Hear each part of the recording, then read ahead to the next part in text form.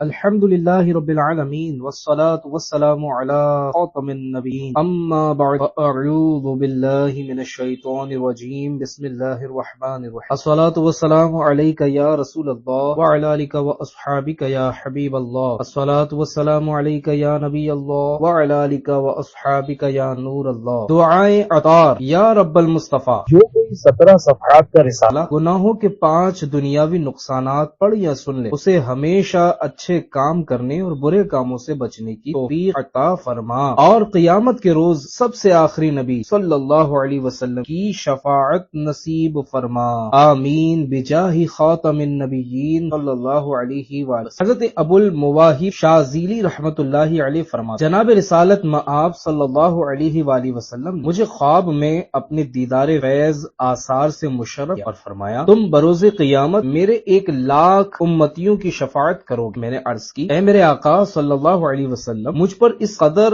انعام و اکرام کیسے ہوا؟ ارشاد فرمایا، اس لیے کہ تم مجھ پر درود کا ہدیہ پیش کرتے رہتے ہو، پڑھتے رہو درود و سلام بھائیوں مدام، فضل خدا سے دونوں جہاں کے بنیں گے صلو علی الحبیب صلی اللہ تعالی علی محمد صلی اللہ علیہ وسلم۔ پیارے پیارے اسلامی بھائیوں، سبحان اللہ، درود پاک پڑھنے کی بھی کیا خوب برکتیں ہیں۔ اس حکایت درود سے یہ بھی معلوم ہوا کہ بروز قیامت اہل اللہ یعنی اللہ والے گناہ گاروں کی شفاعت فرمائیں گے۔ یاد رہے، مطلقاً شفاعت کا انکار حکم قرآنی کا انکار اور کفر ہے۔ موقع کی مناسبت سے شفاعت کے بارے میں نیکی کی دعوت کے کچھ مدنی پھول آپ کی طرف پڑھاتا ہوں، قبول فرما کر اپنے دل کے مدنی گلدستے میں سجاتے جائیے۔ انشاءاللہ ایمان کو تازگی ملنے کے ساتھ ساتھ کئی وسوسوں کی کاٹ بھی ہو جائے گی۔ شفاعت کے معنی ہے گناہوں سے معافی کی سفارش۔ سب سے پہلے علماء اکرام کے شفاعت کرنے کے متعلق ایمان افروز روایت سماعت فرمائی، چنانچہ حضرت جابر بن عبداللہ رضی اللہ عنہ سے روایت، خاتم المرسلین صلی اللہ علیہ وسلم کا ارشاد دل نشین، میدان قیامت میں عالم اور عابد لائے جائیں گے۔ عابد یعنی عبادت گزار سے کہا جائے گا جنت میں داخل ہو جاؤ، اور عالم سے کہا جائے گا تم ابھی ٹھہرو تاکہ لوگوں کی شفاعت کرو، اس سلے میں کہ تم نے ان کو ادب سکھایا۔ مجھ کو اے عطار سنی عالموں سے پیار ہے، انشاءاللہ دو جہاں میں میرا بیڑا پار ہے۔ قرآن کریم کی جن آیتوں میں شفاعت کی نفی یعنی انکار ہے، وہاں مراد ہے اللہ پاک کے ہاں کوئی بھی جبرن شفاعت نہیں کر سکتا، یا غیر مسلموں کی شفاعت نہیں، یا بت شفیع یعنی شفاعت کرنے والے نہیں ہیں۔ مثلا پارہ 3 سورہ بقرہ کی آیت نمبر 254 میں ہے، یوم لا بیع فیہ ولا خلۃ ولا شفاعہ، ترجمہ کنز الایمان، وہ دن جس میں نہ خرید فروخت ہے، نہ کافروں کے لیے دوستی نہ شفاعت۔ پارہ 29 سورۃ المدثر آیت نمبر 48 میں ارشاد ہوتا ہے، فما تنفعہم شفاعت الشافعین، ترجمہ کنز الایمان، تو انہیں سفارشیوں کی سفارش کام نہ دے گی۔ جہاں قرآن شریف میں شفاعت کا ثبوت ہے، وہاں اللہ کے پیاروں کی مومنوں کے لیے شفاعت بالاذن مراد ہے، یعنی اللہ پاک کے پیارے بندے اپنی محبوبیت اور وجاہت و مرتبے کی بنا پر اللہ پاک کی اجازت سے مومنوں کو بخشوائیں گے۔ مثلا پارہ 3 سورۃ البقرہ آیت نمبر 255 میں ارشاد رب العباد، من ذا الذی یشفع عندہ الا باذنہ، ترجمہ کنز الایمان، وہ کون ہے جو اس کے یہاں سفارش کرے بے اس کے حکم کے۔ پارہ 16 سورہ مریم آیت نمبر 87 میں ہے، لا یملکون الشفاعۃ الا من اتخذ عند الرحمن عہدا، ترجمہ کنز الایمان، لوگ شفاعت کے مالک نہیں مگر وہی جنہوں نے رحمان کے پاس قرار کر رکھا ہے۔ نیکیاں بالکل نہیں ہیں نامہ اعمال میں، نیکیاں بالکل نہیں ہیں نامہ اعمال میں، کیجئے عطار کی آ کر شفاعت یا رسول۔ دعوت اسلامی کے مکتبۃ المدینہ کی 1250 صفحات پر مشتمل کتاب بہار شریعت جلد اول صفحہ نمبر 139 سے 141 پر قیامت کی منظر کشی میں شفاعت کے متعلق تفصیلی مضمون میں یہ بھی ہے، اب تمام انبیاء اپنی امت کی شفاعت فرمائیں گے، اولیاء کرام، شہداء، علماء، حفاظ، حجاج، بلکہ ہر وہ شخص جس کو کوئی منصب دینی عنایت ہوا اپنے اپنے متعلقین کی شفاعت کرے گا، نابالغ بچے جو مر گئے ہیں وہ اپنے ماں باپ کی شفاعت کریں گے، یہاں تک کہ علماء کے پاس کچھ لوگ آ کر عرض کریں گے ہم نے آپ کے وضو کے لیے کھلا وقت میں پانی بھر دیا تھا، کوئی کہے گا کہ میں نے آپ کو استنجے کے لیے ڈھیلا دیا تھا، علماء ان کی شفاعت کریں گے۔ حرز جا ذکر شفاعت کیجئے، نار سے بچنے کی صورت کیجئے۔ شرح کلام رضا، اس شعر میں میرے آقا اعلی حضرت رحمت اللہ علیہ فرماتے ہیں اے عاشقان رسول، شفاعت مصطفیٰ صلی اللہ علیہ وسلم کا خوب تذکرہ کرتے رہیے، گویا اپنے لیے اسے مثل پناہ گاہ بنا لیجئے کہ ذکر شفاعت آخرت کی بھلائی اور عذاب جہنم سے نجات کا وسیلہ بن جائے۔ تجھ سا سیاہ کار کون، ان سا شفیع ہے کہاں ہے، پھر وہ تجھی کو بھول جائیں، دل یہ تیرا گمان ہے۔ شرح کلام رضا، اس شعر میں اعلی حضرت رحمت اللہ علیہ اپنے آپ سے تواضعاً یعنی بطور انکساری فرما رہے ہیں تو سب سے بڑا گناہگار ہی صحیح، مگر تو جس پیارے مصطفیٰ صلی اللہ علیہ وآلہ وسلم کا غلام ہے ان سے بڑا شفاعت کرنے والا بھی تو کوئی نہیں، اس لیے اے میرے غمگین دل تسلی رکھ، بروز حشر شفیع محشر صلی اللہ علیہ وسلم تجھے ہرگز نہیں بھولیں گے۔ یا رسول اللہ مجرم حاضر دربار ہے، نیکیاں پلے نہیں سر پر گناہ کا بار ہے، تم شہ ابرار یہ سب سے بڑا عصیاں شیار، یوں شفاعت کا یہی سب سے بڑا حقدار ہے۔ صلو علی الحبیب صلی اللہ تعالی علی محمد۔ محققی علی الاطلاق خاتم المحدثین حضرت علامہ شیخ عبدالحق محدث دہلوی رحمت اللہ علیہ شفاعت کی قسمیں بیان کرتے ہوئے فرماتے ہیں نمبر 1، شفاعت کی پہلی قسم شفاعت عظمیٰ ہے جس کا تمام مخلوقات کو نفع ملے گا، اور یہ ہمارے محترم نبی مکی مدنی صلی اللہ علیہ وسلم ہی کے ساتھ خاص، یعنی انبیاء اکرام علیہم السلام میں سے کسی اور نبی کو اس پر جرأت اور پیش قدمی کی مجال نہ ہوگی، اور یہ شفاعت لوگوں کو آرام پہنچانے، میدان حشر میں دیر تک ٹھہرنے سے چھٹکارا دلانے، اللہ کریم کے فیصلے اور حساب کے جلدی کرنے اور قیامت کے دن کی سختی و پریشانی سے نکالنے کے لیے ہوگی۔ نمبر 2، دوسری قسم کی شفاعت ایک قوم کو بے حساب جنت میں داخل کروانے کے لیے ہوگی، اور یہ شفاعت بھی ہمارے نبی پاک صلی اللہ علیہ وسلم کے لیے ثابت، اور بعض علماء اکرام کے نزدیک یہ شفاعت حضور انور صلی اللہ علیہ وسلم ہی کے ساتھ خاص ہے۔ تیسری قسم کی شفاعت ان لوگوں کے بارے میں ہوگی نیکیاں اور برائیاں برابر برابر ہوں گی اور شفاعت کی مدد سے جنت میں داخل ہوں گے۔ چوتھی قسم کی شفاعت ان لوگوں کے لیے ہوگی جو کہ دوزخ کے حقدار ہو چکے ہوں گے، تو حضور پر نور شافع یوم النشور صلی اللہ علیہ وآلہ وسلم شفاعت فرما کر ان کو جنت میں لائیں گے۔ پانچویں قسم کی شفاعت مرتبے کی بلندی اور بزرگی کی زیادتی کے لیے ہوگی۔ چھٹی قسم کی شفاعت ان گناہ گاروں کے بارے میں ہوگی جو کہ جہنم میں پہنچ چکے ہوں گے اور شفاعت کی وجہ سے نکل آئیں گے، اور اس طرح کی شفاعت دیگر انبیاء اکرام علیہم السلام، فرشتے، علماء اور شہداء بھی فرمائیں گے۔ ساتویں قسم کی شفاعت جنت کھولنے کے بارے میں ہوگی۔ آٹھویں قسم کی شفاعت خاص کر مدینہ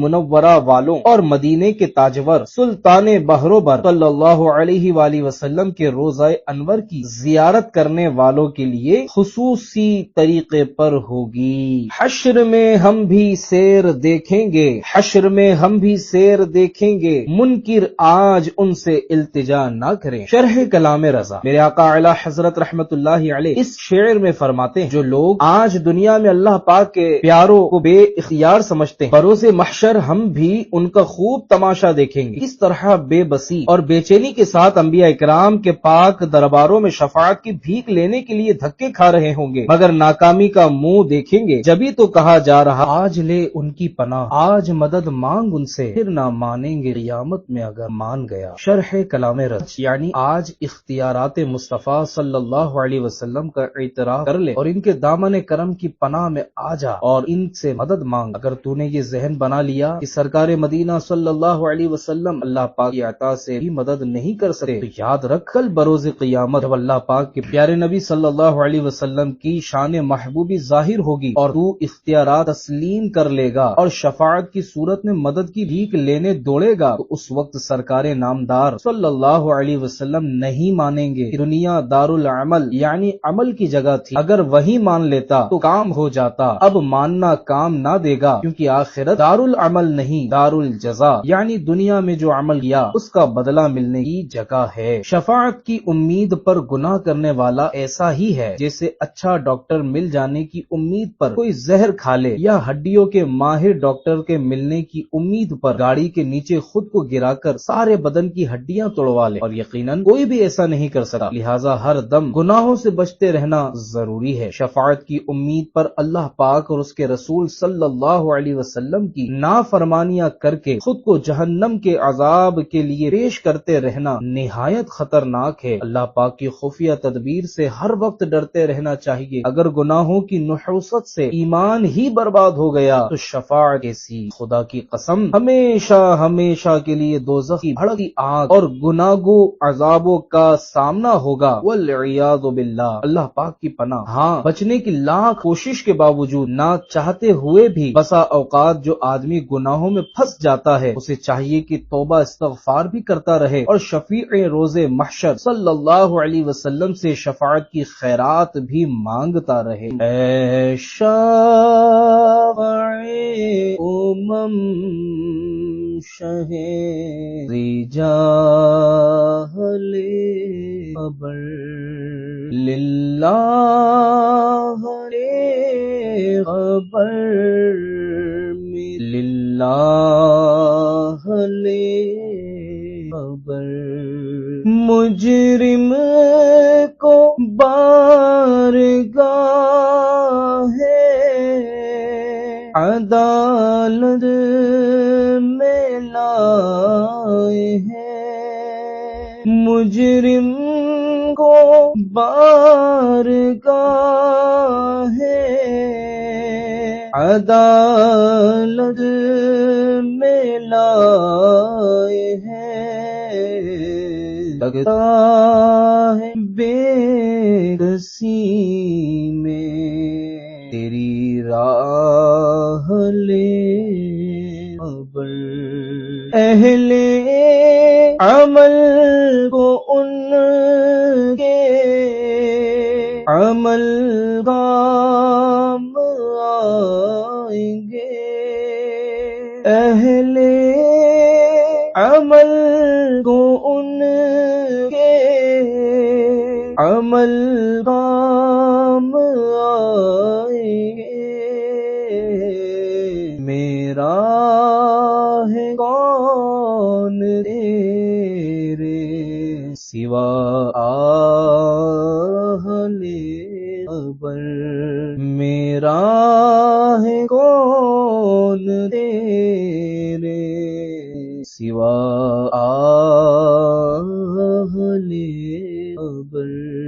شرح کلام رضا۔ اے تمام امتوں کی شفاعت فرمانے والے عزت والے شہنشاہ صلی اللہ علیہ وسلم، خدارا مجھ گناہگار کی خبر لیجیے۔ اے پیارے آقا صلی اللہ علیہ وسلم، مجرم کی عدالت میں پیشی ہوتی ہے، گناہگار غلام نہایت بے کسی کے عالم میں شفاعت کی امید لیے آپ صلی اللہ علیہ وسلم کی تشریف آوری کا منتظر ہے۔ یا رسول اللہ صلی اللہ علیہ وآلہ وسلم، بے شک نیک بندوں کے لیے ان کی نیکیاں کار آمد ہوں گی، اسے مجھ نیکیوں سے تہی دامن بالکل خالی اور سر تاپا گناہوں سے لتھڑے ہوئے غلام کا آپ صلی اللہ علیہ وسلم کے سوا کون ہے جو شفاعت کر کے عذاب نار سے بچا لے؟ تسلی رکھ نہ گھبرا حشر سے عطار، تیرا حامی وہاں پر آمینہ کا لاڈلا ہوگا۔ صلو علی الحبیب صلی اللہ علیہ محمد۔ حضرت نعمان بن بشیر رضی اللہ عنہ سے مروی ہے کہ رسولوں کے سالار، نبیوں کے سردار، دو عالم کے مالک و مختار صلی اللہ علیہ وسلم کا فرمان مشوار ہے، اللہ پاک کی حدود میں سستی کرنے والے اور ان میں مبتلا ہونے والے کی مثال ان لوگوں جیسی ہے جنہوں نے کشتی میں قرآن اندازی تو بعض کے حصے میں نیچے والا حصہ آیا اور بعض کے حصے میں اوپر والا، بس نیچے والوں کو پانی کے لیے اوپر والوں کے پاس جانا ہوتا تھا، تو انہوں نے اسے زحمت شمار کرتے ہوئے کلہاڑی لی اور کشتی کے نچلے حصے حصے میں ایک اور سوراخ کرنے لگا تو اوپر والے اس کے پاس آئے اور کہا کہ تجھے کیا ہو گیا ہے؟ کہا کہ تمہیں میری وجہ سے تکلیف ہوتی تھی اور پانی کے بغیر گزارا نہیں. اب اگر انہوں نے اس کا ہاتھ پکڑ لیا تو اسے بچا لیا اور خود بھی بچ جائیں گے, اور اگر اسے چھوڑے رکھا تو اسے ہلاک کریں گے اور اپنی جانوں کو بھی ہلاک کریں گے. اس حدیث پاک کے تحت مرآت المناجیح میں ہے, اس حدیث شریف میں ایک مثال کے ذریعے برائی سے روکنے اور نیکی کا حکم دینے کی اہمیت کو واضح کیا گیا اور بتایا گیا کہ اگر یہ سمجھ کر امر بالمعروف و نہی عن المنکر یعنی نیکی کی دعوت دینے اور برائی سے منع کرنے کا فریضہ ترک کر دیا جائے کہ برائی کرنے والا خود نقصان اٹھائے گا, ہمارا کیا نقصان ہے, تو یہ سوچ غلط ہے, اس لیے کہ آپ اس کے گناہ کے اثرات تمام معاشرے کو اپنی لپیٹ میں لے لیتے ہیں. اور جس طرح کشتی توڑنے والا اکیلا ہی نہیں ڈوبتا بلکہ وہ سب لوگ ڈوبتے ہیں جو کشتی میں سوار ہیں, اسی طرح برائی کرنے والے چند افراد کا یہ جرم تمام معاشرے میں ناسور بن کر پھیلتا ہے. پیارے پیارے اسلامی بھائیو, یا شیخ اپنی اپنی دیکھ کے تحت صرف اپنی اصلاح کی فکر میں لگے رہنے کی بجائے دوسروں کی درستی کی طرف بھی توجہ دینی چاہیے. کثیر گناہ ایسے ہیں کہ جن کا نقصان دوسروں کو بھی پہنچتا ہے. مثلا اگر کوئی شخص چوری کا گناہ کرے تو اس شخص کو بھی نقصان ہوگا جس کی چیز چرائی گئی. بالکل یہی معاملہ ڈاکہ ڈالنے, امانت میں خیانت کرنے, گالی دینے, تہمت لگانے, غیبت کرنے, چغلی کھانے, کسی کے عیب اچھالنے, ناحق کسی کا مال کھانے, خون بہانے, کسی کو بلا اجازت شرعی تکلیف پہنچانے, قرض دبا لینے, کسی کی چیز اسے ناگوار گزرنے کے باوجود بلا اجازت استعمال کرنے, ماں باپ کو ستانے اور بد نگاہی کرنے وغیرہ کا ہے. اب اگر ہر ایک کو ان گناہوں کے ارتکاب کی کھلی چھوٹ دے دی جائے پھر نہ تو کسی کا مال سلامت رہے گا اور نہ ہی عزت, بلکہ یوں کہنا چاہیے کہ ہمارا معاشرہ درندوں کے جنگل کا منظر پیش کرنے لگے. بعض گناہ ایسے ہیں جن کے ارتکاب سے انسان کی عزت کو بھی نقصان پہنچتا ہے. مثلا جو شخص چغل خور یا زانی یا شرابی کے طور پر مشہور ہو جائے تو سب پر عیاں یعنی ظاہر ہے کہ معاشرے میں اس کا کیا مقام ہوتا ہے. اور بعض گناہ ایسے ہیں جو انسان کے مال کو نقصان پہنچاتے, مثلا جوا کھیلنے کی لت پڑ جانا, سود پر قرض لینا, کام کاج کرنے کے بجائے فلمیں ڈرامے دیکھنے میں مشغول رہنا. مذکورہ کاموں میں ملوث افراد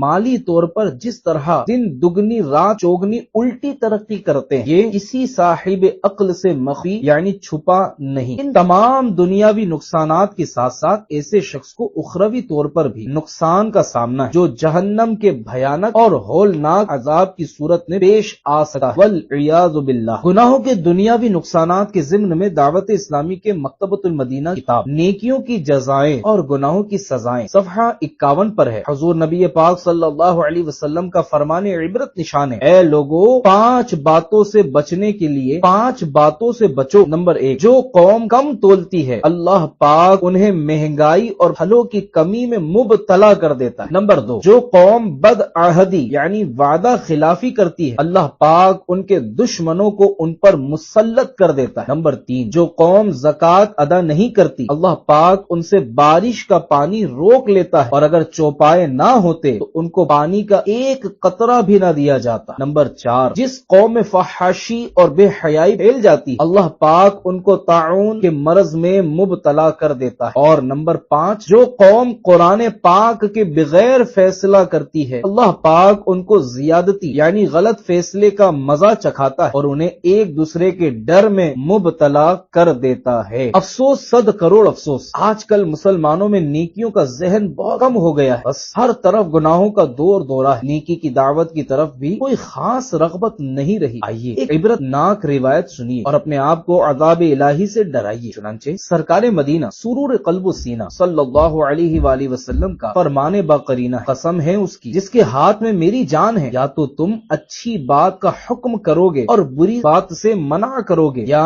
اللہ پاک تم پر جلد اپنا عذاب بھیجے گا, پھر دعا کرو گے اور تمہاری دعا قبول نہ ہوگی. اس حدیث پاک کے تحت مرآت المناجیح میں ہے امر بالمعروف و نہی عن المنکر یعنی نیکی کا حکم دینے اور برائی سے منع کرنے کی ذمہ داری سے پہلو تہی یعنی ٹالم ٹول کتنا بڑا جرم ہے. اس حدیث میں نہایت وضاحت کے ساتھ اس کا بیان کیا گیا. رسول اکرم صلی اللہ علیہ وسلم نے فرمایا, یا تو تمہیں یہ فریضہ انجام دینا ہوگا یا اللہ پاک کے عذاب کا سامنا کرنا پڑے اور اس کے بعد اگر دعا بھی کرو گے تو قبول نہ ہوگی. یہ نہایت سخت قسم کی وعید یعنی سزا دینے اور دھمکی ہے, یعنی جب تک تم اپنی کوتاہی کا ازالہ یعنی اسے دور نہیں کرو گے اور اللہ پاک سے معافی نہیں مانگو گے، تمہاری کوئی دعا قبول نہ ہو۔ دے دھن مجھ کو نیکی کی دعوت کی مولا، مچا دوں میں دھوم ان کی سنت کی مولا۔ صلو علی الحبیب صلی اللہ علی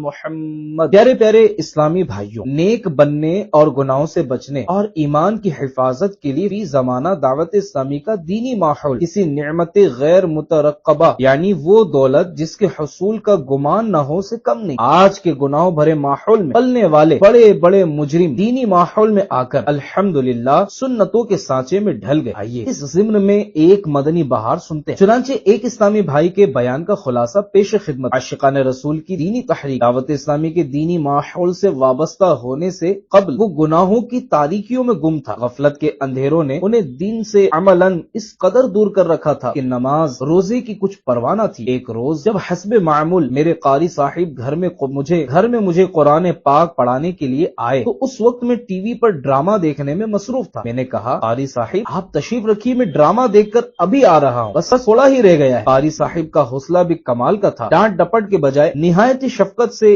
انفرادی کوشش کرتے ہوئے انہوں نے دعوت اسلامی کے مکتبۃ المدینہ کا مطبوعہ رسالہ ٹی وی کی تباہ کاریاں پڑھ کر ان کو سنایا۔ رسالہ سن کر بے اختیار ندامت و شرمندگی ان پر غالب آئی اور وہ خوف خدا سے سر تا پا لرز اٹھے۔ قاری صاحب کی نصیحت پر عمل کرتے ہوئے انہوں نے جب اپنی گزشتہ زندگی کا احتساب کیا تو ان کا دل رونے لگا کہ آہ صد ہزار آہ، میں نے زندگی کا اتنا بڑا حصہ فضولیات و لغویات میں صرف ہو گیا اور اس کا احساس تک نہ ہوا۔ الحمدللہ انہوں نے صدق دل سے توبہ کی اور عزم مصمم کر لیا کہ آئندہ انشاءاللہ گناہوں سے بچتا رہوں گا، نماز کی پابندی کرتے ہوئے سنتوں بھری زندگی گزارنے کی کوشش کرتا رہوں گا اور اللہ پاک اور اس کے رسول صلی اللہ علیہ وسلم کی نافرمانی، جھوٹ، غیبت، چغلی اور وعدہ خلاف وغیرہ وغیرہ سے بچتا رہیں گے۔ الحمدللہ دعوت اسلامی کے مشکبار دینی ماحول نے ان کی کایا پلٹ دی اور ایسا بگڑا ہوا انسان بھی سدھرنے پر کمر بستہ ہو گیا۔ اللہ پاک سے دعا ہے کہ ہمیں دینی ماحول میں استقامت عطا فرمائے، آمین بجاہ خاتم النبیین صلی اللہ علیہ وسلم۔ تو نرمی کو اپنانا، جھگڑے مٹانا،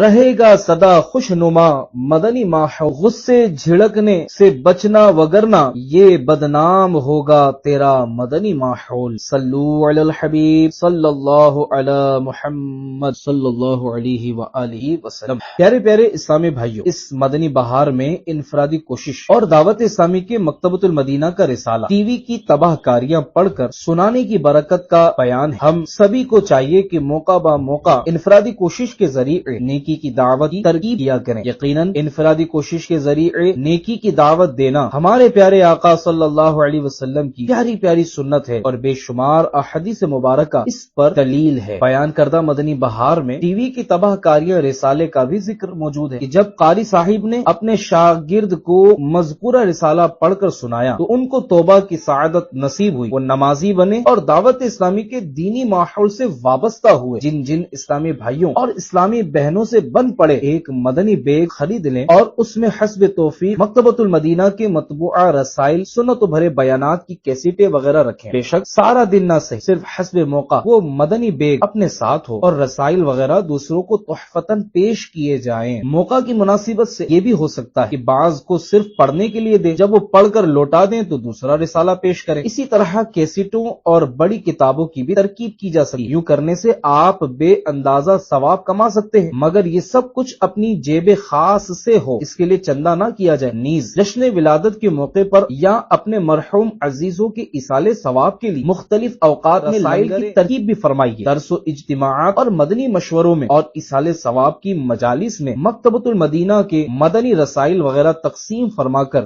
خوب نیکی کی دعوت عام کرنے کا ثواب کمائیے۔ بانٹیے مدنی رسائل، مدنی بیگ اپنائیے اور حقدار ثواب آخرت بن جائیے۔ صلو علی الحبیب صلی اللہ علیہ محمد۔ دعوت اسلامی کے مکتبۃ المدینہ کے ترجمے والے پاکیزہ قرآن کنز الایمان مع خزائن العرفان پیج نمبر 339 پر پارہ 9 سورۃ الانفال کی آیت نمبر 25 میں اللہ رب العباد ارشاد فرماتا ہے واتقوا فتنة لا تصيبن الذين ظلموا منكم خاصة واعلموا ان اللہ شدید العقاب۔ العقاب، ترجمہ کنزُ الایمان، اور اس فتنے سے ڈرتے رہو جو ہرگز تم میں خاص ظالموں ہی کو نہ پہنچے گا، اور جان لو کہ اللہ کا عذاب سخت ہے۔ صدر الافاضل حضرت علامہ مولانا سید محمد نعیم الدین مراد آبادی رحمت اللہ علیہ اس کے تحت فرماتے ہیں، بلکہ اگر تم اس سے نہ ڈرے اور اس کے اسباب یعنی ممنوعات کو ترک نہ کیا اور وہ فتنہ نازل ہوا تو یہ نہ ہوگا کہ اس میں خاص ظالم اور بدکار ہی مبتلا ہوں، بلکہ وہ فتنہ نیک اور بد سب کو پہنچ جائے گا۔ حضرت ابن عباس رضی اللہ عنہما نے فرمایا کہ اللہ پاک نے مومنین کو حکم فرمایا کہ وہ اپنے درمیان ممنوعات نہ ہونے دے، یعنی اپنے مقدور تک، یعنی اپنے بس اور اختیار کے مطابق برائیوں کو روکے اور گناہ کرنے والوں کو گناہ سے منع کرے۔ اگر انہوں نے ایسا نہ کیا تو عذاب ان سب کو عام ہوگا، خطا کار اور غیر خطا کار سب کو پہنچے گا۔ حدیث شریف میں ہے، سید عالم صلی اللہ علیہ وآلہ وسلم نے فرمایا کہ اللہ پاک مخصوص لوگوں کے عمل پر عذاب عام نہیں کرتا جب تک کہ عام طور پر لوگ ایسا نہ کریں کہ ممنوعات کو اپنے درمیان ہوتا دیکھتے رہے اور اس کے روکنے اور منع کرنے پر قادر ہو، باوجود اس کے نہ روکے نہ منع کریں۔ جب ایسا ہوتا ہے تو اللہ پاک عذاب میں عام و خاص سب کو مبتلا کرتا ہے۔ ابو داؤد کی حدیث میں ہے کہ جو شخص کسی قوم میں سرگرم معاصی یعنی نافرمانیوں میں مبتلا ہو اور وہ لوگ باوجود قدرت کے اس کو نہ روکیں تو اللہ تعالی مرنے سے پہلے انہیں عذاب میں مبتلا کرتا ہے۔ اس سے معلوم ہوا کہ جو قوم نہی عن المنکر یعنی برائی سے منع کرنا ترک کرتی ہے اور لوگوں کو گناہوں سے نہیں روکتی، وہ اپنے سر کے فرض کی شامت میں مبتلا عذاب ہوتی ہے۔ پیارے پیارے اسلامی بھائیوں، فی زمانہ مسلمانوں کی ایک بھاری تعداد روحانی و جسمانی اور سماجی و معاشی وغیرہ طرح طرح کی پریشانیوں کا شکار ہے۔ کہیں نیکی کی دعوت کے ترک کے سبب تو یہ حال نہیں، آپ خود پرہیزگار اور نیکوکار ہی صحیح مگر دوسروں کو نیکی کی دعوت نہیں دیتے اور باوجود قدرت گناہوں سے نہیں روکتے۔ عام مسلمانوں بلکہ اپنے گھر والوں کو برائیوں میں مبتلا دیکھ کر جی میں کڑتے تک نہیں، اس حدیث مبارکہ کو بار بار اور خود کو عذاب الہی سے ڈرا کر نیکی کی دعوت پر کمر بستہ ہو جائیے۔ چنانچہ سرکار مکہ مکرمہ صلی اللہ علیہ وسلم کا فرمان عبرت نشان ہے، اللہ پاک نے حضرت جبریل علیہ السلام کو حکم فرمایا کلا شہر کو اس کے رہنے والوں سمیت زیر و زبر کر دو۔ حضرت جبریل علیہ السلام نے عرض کی، اے رب کریم، ان لوگوں میں تیرا ایک کھلا نیک بندہ بھی ہے جس نے پلک جھپکنے کی مقدار بھی تیری نافرمانی نہیں کی۔ اللہ پاک نے فرمایا شہر ان پر الٹ دو کیونکہ اس کا چہرہ میری نافرمانیاں دیکھ کر کبھی متغیر یعنی تبدیل نہیں ہوا۔ اس حدیث پاک کے تحت مرآت المناجیح میں ہے، اس حدیث شریف سے واضح ہوتا ہے کہ جہاں اعمال صالحہ یعنی نیکیوں سے تعلق اور برائیوں سے اجتناب یعنی پرہیز ضروری، وہاں دین و ملت کے خلاف سازشوں اور مسلمانوں پر ظلم و ستم نیز معاشرتی بگاڑ کی وجہ سے پریشان ہونا بھی ایمان کا تقاضا ہے۔ جو لوگ اللہ پاک کی رضا جوئی کی خاطر معاشرتی برائیوں کے ازالے یعنی خاتمے کے لیے کوشاں نہیں رہتے اور عدم طاقت یعنی قوت نہ ہونے کی صورت میں اس پر پریشان بھی نہیں ہوتے، ان کا تقوی کس کام کا؟ لہذا اپنی اصلاح اور عبادت خدا بندی میں مشغولیت کے ساتھ ساتھ ملک و ملت اور مسلمانان عالم کی ذب و حالی کے خاتمے اور معاشرے کو غیر شرعی حرکات و سکنات سے پاک کرنے کے لیے کوشاں رہنا ہم سب کی ذمہ داری ہے۔ پیارے پیارے اسلامی بھائیوں، جو خود نیکیوں کے حریص ہوتے ہیں، پابندی وقت کے ساتھ با جماعت نمازیں بھی پڑھتے ہیں، مگر داڑھی منڈے ماڈرن دوستوں کی صحبتوں سے کنارہ کشی کرنے کے بجائے محض حظ نفس کی خاطر یعنی مزے لینے کے لیے ان کی بیٹھکوں کی رونق بنتے، ان کی غیر محتاط اور گناہوں بھری باتوں میں اگرچہ چپ رہتے مگر دل ہی دل میں لطف اندوز ہوتے ہیں کہ ظاہر ہے نفس کو مزہ نہ آتا ہوتا تو ایسوں کے ساتھ کیوں دوستیاں نبھاتے۔ اب جو روایت پیش کی جا رہی ہے وہ ایسے لوگوں کے لیے تعزیانہ عبرت یعنی نصیحت و عبرت کا چابک ہے۔ چنانچہ منقول ہے اللہ پاک نے حضرت یوشع بن نون علیہ السلام پر وحی بھیجی کہ آپ کی قوم کے 1,00,000 آدمی عذاب سے ہلاک کیے جائیں جن میں 40,000 نیک ہیں اور 60,000 بد۔ آپ علیہ السلام نے عرض کی، یا رب کریم، بد کرداروں کی ہلاکت کی وجہ تو ظاہر ہے لیکن نیک لوگوں کو کیوں ہلاک کیا جا رہا ہے؟ ارشاد فرمایا، یہ نیک نیک لوگ بھی ان بد کرداروں کے ساتھ کھاتے اور پیتے ہیں، میری نافرمانیاں اور گناہ دیکھ کر کبھی ان کے چہروں پر ناگواری کا اثر تک نہیں آتا۔ دعوت اسلامی کے مکتبۃ المدینہ کی کتاب جنت میں لے جانے والے اعمال 743 صفحات پیج نمبر 595 پر ہے۔ حضرت ابو سعید خدری رضی اللہ عنہ سے روایت، حضور پاک صلی اللہ علیہ وسلم کا فرمان عبرت نشان، تم میں سے کوئی جب کسی برائی کو دیکھے تو اسے چاہیے کہ برائی کو اپنے ہاتھ سے بدل دے، اور جو اپنے ہاتھ سے بدلنے کی استطاعت یعنی قوت نہ رکھے اسے چاہیے کہ اپنی زبان سے بدل دے، اور جو اپنی زبان سے بدلنے کی بھی استطاعت نہ رکھے اسے چاہیے کہ اپنے دل میں برا جانے، اور یہ کمزور ترین ایمان کی علامت ہے۔ پیارے پیارے اسلامی بھائیوں، اپنے ضمیر سے سوال کیجئے کہ کسی کو گناہ کرتا دیکھ کر ہاتھ یا زبان سے روکنے میں خود کو لاچار پانے کی صورت میں آیا آپ نے دل میں برا جانا؟ 100 کروڑ افسوس۔ بچوں کی امی کھانا پکانے میں تاخیر کر کھانے میں نمک تیز ہو جائے، بیٹا اسکول کی چھٹی کر لے تو ضرور ناگوار گزرے، لیکن گھر والوں کی روزانہ 5 نمازیں قضا ہو رہی ہوں تو ماتھے پر بل تک نہ آئے، انہیں سمجھانے کی کوشش تک نہ کی جائے۔ حالانکہ اگر بچہ 10 برس کا ہو جائے اور نماز نہ پڑھے تو باپ پر واجب ہے کہ مار کر بھی پڑھائے، ورنہ گناہگار اور عذاب نار کا حقدار ہو۔ آپ ہی کہیے کیا آپ کی یہ روش درست ہے؟ مثلا محکوم اولاد کی برائی دیکھ کر حاکم یعنی والد ہاتھ سے بدلے، عالم زبان سے بدلے، جس کو یہ دونوں قدرت حاصل نہیں وہ کم سے کم دل میں تو برا جانے۔ مگر اب ایسا ذہن کس کا رہا؟ آپ سوچئے، مثلا میوزک بج رہا ہے، بے شک روکنے پر قدرت نہیں، مگر کیا یہ آپ کے دل میں کھٹک رہا ہے؟ کیا آپ اسے برا محسوس کر رہے ہیں؟ جی نہیں، اس لیے کہ خود اپنے موبائل میں بھی تو معاذ اللہ میوزیکل ٹیون موجود ہے۔ 2 افراد گلی میں گالم گلوچ کر رہے ہیں، برا لگا؟ جی نہیں، کیوں؟ اس لیے کہ کبھی کبھی اپنے منہ سے بھی معاذ اللہ گالی نکل ہی جاتی ہے۔ فلاں نے جھوٹ بولا، آپ کو ناگوار گزرا؟ جی ہاں، کیوں؟ اس لیے کہ میرا ذاتی نقصان ہوا، باقی اللہ پاک کی رضا کے لیے برا کہاں سے لگے گا کہ خود اپنی زبان سے بھی معاذ اللہ جھوٹ نکل ہی جاتا ہے۔ یہ مثالیں صرف چوٹ کرنے کے لیے ہیں، ورنہ بہت ساروں کی حالت یہ ہے کہ اپنے فون میں میوزیکل ٹیون نہیں، گالی اور جھوٹ کی عادت نہیں، پھر بھی دل میں برا جاننے کا ذہن نہیں۔ اگر رضا الہی کے لیے حقیقی معنوں میں برائی کو دل میں برا جاننے کی سوچ بن جائے، اڑنے کی عادت پڑ جائے، تب تو معاشرے میں اصلاح کا دور دورہ ہو جائے، کیونکہ جب ہم برائیوں کو دل سے برا سمجھنے میں خود پکے ہو جائیں گے تو دوسروں کو سمجھانا بھی شروع کر دیں گے، اور انشاءاللہ ہر طرف سنتوں کی بہار آ جائے گی اور نیکی کی دعوت کی دھوم مچ جائے گی۔ اللہ پاک ہمارے حال پر رحم فرمائے اور ہمیں عقل سلیم دے کہ ہم بھی خوب نیکی کی دعوت اور آقا صلی اللہ علیہ وسلم کی سنت کی دھوم مچانے والے بن جائیں، آمین بجاہ خاتم النبیین صلی اللہ علیہ وسلم۔ پیارے اسلامی بھائیو، آپ نے گناہوں کے 5 دنیاوی نقصانات رسالہ سماعت فرمایا۔ اللہ کریم ہمیں گناہوں سے بچنے کی توفیق عطا فرمائے، نیکی کی دعوت کو عام کرنے کی سعادت عطا فرمائے۔ آپ نے جو رسالہ سنا، اکیلے سنا ہے یا عاشقان رسول کو جمع کر کے اجتماعی طور پر سنایا ہے، اس کی کارکردگی، اس کی معلومات اپنے ذمہ داران تک ضرور پہنچائیے، اور اگلے ہفتے کا رسالہ سننے کی بھی نیت فرما لیجیے۔ صلو علی الحبیب صلی اللہ علی محمد صلی اللہ علیہ وآلہ وسلم۔